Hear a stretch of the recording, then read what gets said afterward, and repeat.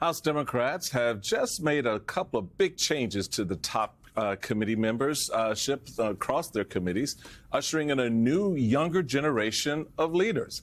Congressman Jared Huffman of California will be the new ranking member on the Natural Resources Committee, and Congresswoman Angie Craig of Minnesota will be the new Agriculture Committee ranking member.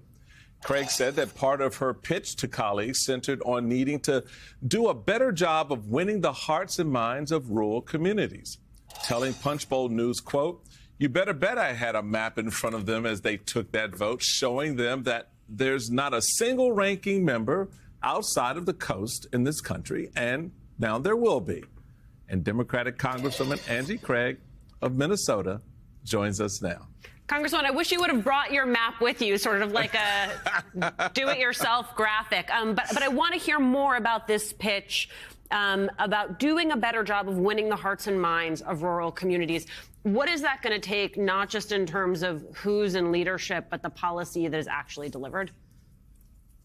Well, thank you for having me here. And look, we got to get back in rural communities across our country. We're not there right now. We're not listening to what's important in their lives. And if we're back home and we're listening to folks in this last election, we would have been talking about the fact that family farmers in rural communities, they care about economic security, they care about personal safety, and we would have been communicating that to them. Look, we're going to have a lot of fights in this next Congress. I'm a member of Congress who is committed to working with anybody who's got a good idea for rural communities and family farmers, but you better bet there are going to be a lot of fights like tariffs that are going to hurt family farmers because we're going to see those retaliatory tariffs right back at us. I mean, this point about the tariffs and farmers and who it hurts, I think is really important because we've heard a lot of postmortems, okay, about what went wrong, what Democrats didn't do, so on and so forth, even though I think that there's differences between the top of the ticket and then what happened in places and spaces across the country, because Democrats did remarkably well, I think, in the House. Democrats did well in these state legislatures, some of them. Michigan would like to have a word. And you yourself are a frontline member of a district that is quite purple, sometimes a little more red than purple on any given day and week, but you have held on and held close to your values.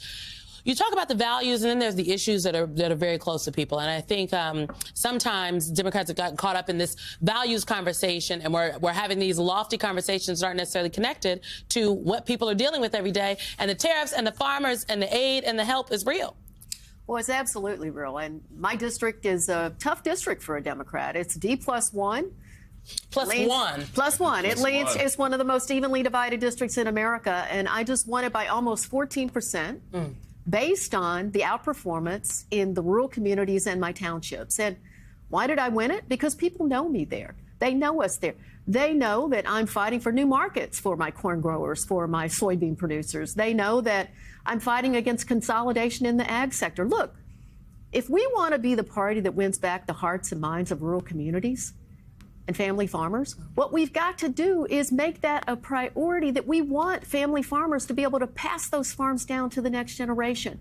And whatever policies come along with that, like stopping consolidation, you know, we want these farms to get passed down to the next generation, making it easier for young and beginning farmers to start a farm. We've got to be committed to that. And that means we got to stand up to a lot of corporate interests these days. And at the end of the day, people know that I'm fighting for their pocketbooks. And that's what we got to get back to in this country as Democrats. We are fighting for working people. And I tell you, there's no better example of working people in our country than family farmers. Michael, can I just say the fact that, you know, I'm from Nebraska originally, and the fact that the Congresswoman made the pitch and said she would be the only person not from the coast that is a ranking member, to me is kind of crazy. Because the majority, like, there are people that don't live on the East or West Coast, okay? The Midwest does have something to say. The South is here, okay? There's people in the middle of the country.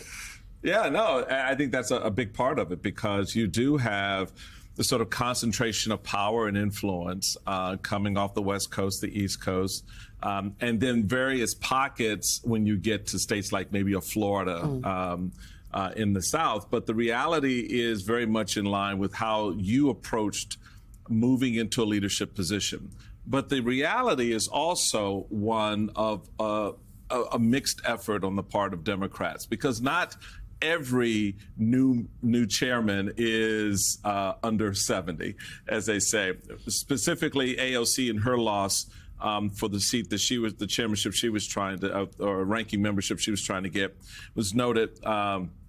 MSNBC, Hayes Brown op-ed, when combined with her clear willingness to face President-elect Donald Trump's likely corruption head-on, Ocasio-Cortez is exactly what Democrats need to energize a demoralized base.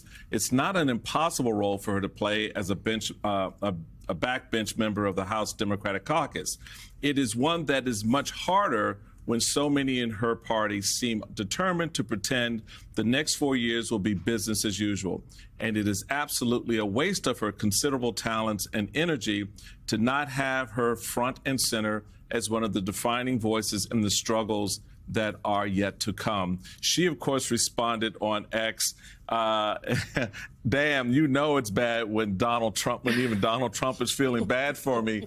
And that's because he tweeted out, really too bad that AOC lost the battle for the leadership seat in the Democratic Party. So you still have this space, Congresswoman, in which the generation that your leadership is representing is not complete. How do you think that will create some drag within the party, within the caucus itself? Or is this just one of those moments, this is the first step of many to come as the Democrats are trying to find new footing, not just in how they address the country, but in how they address each other in leadership? Well, I'm a 52-year-old grandmother of 3. I got 3 little grandsons out there. So only in Congress would that be considered generational change. Let's just be clear about that. And so You don't look 52, I will say. I was like, I'm going to see the ID. Right. I was like, she's pulling this on this Sunday morning, right? I need to see the ID. Well, look, at the end of the day, I've got a lot of talented colleagues who have something to say. And there is a populist strand that's hit this country. And those of us who are outperforming out there, like Pat Ryan, like me, there is a populist strand in this country that we are speaking to. And I think the Democratic Party, I think my colleagues, look, my pitch to them was not, I'm generational change. My pitch to my colleagues this week, and it is unusual, right, for someone like me to come in and win the ranking member spot. My pitch to my colleagues was, we got to change. We can't keep doing the things we've been doing and expect rural communities to come back to us. And I think for working folks across this country, that is true. And those members of our party who are speaking to them, who are winning Trump voters as well as our own, we got to do 2 things in this session of Congress. We've got to communicate why their policies are bad, like tariffs on my family farmers. And at the same time, we got to go win back their voters. I grew up in the South. I speak South. I live in Minnesota. And I'm going to be probably the only Democrat at the Pennsylvania Farm Show the day after I'm sworn in. So we got to get back in the game. And my committee, we're back in the game. Yeah. Congresswoman Appreciate it. Angie Craig of Minnesota, thank you so much for being with us this morning.